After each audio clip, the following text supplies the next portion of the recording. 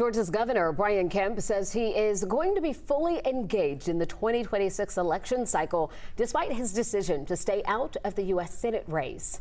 Kemp's decision, announced earlier this week on social media, has raised the hopes of Democrats who see Senator Jon Ossoff and hope that he will now face a less popular Republican next year.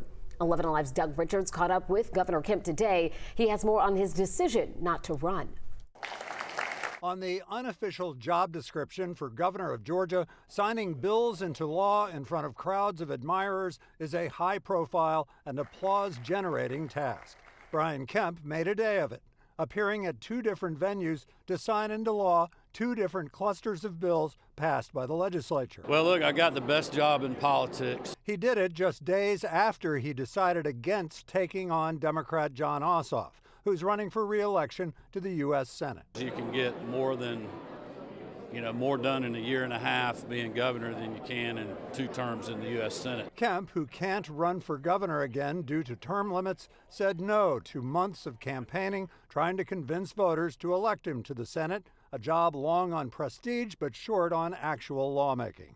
Now, Kemp can try to become the ultimate political influencer, with some possible help. I had a good conversation with President Trump about my decision, and I'm going to continue talking to him about the races in Georgia. I respect his decision. Agriculture Commissioner Tyler Harper says he had hoped Kemp would get into the Senate race. I was part of that quote-unquote draft Kemp movement as well. We were really hoping that Governor Kemp would have ran for the U.S. Senate, but I understand the reasons that he gave. Commissioner Harper is now among the Republican office holders who are weighing their own runs for higher office, now that the state's top Republican has cleared the field. In Henry County, Doug Richards, 11 Alive News. Thanks to Doug for that. Yeah, the floodgates are now open. A lot of announcements expected to come in the coming months. Well, as for the bills that the governor did sign today, 6 of them had to do with public safety. A big one codifies the state's transition to an updated E911 system.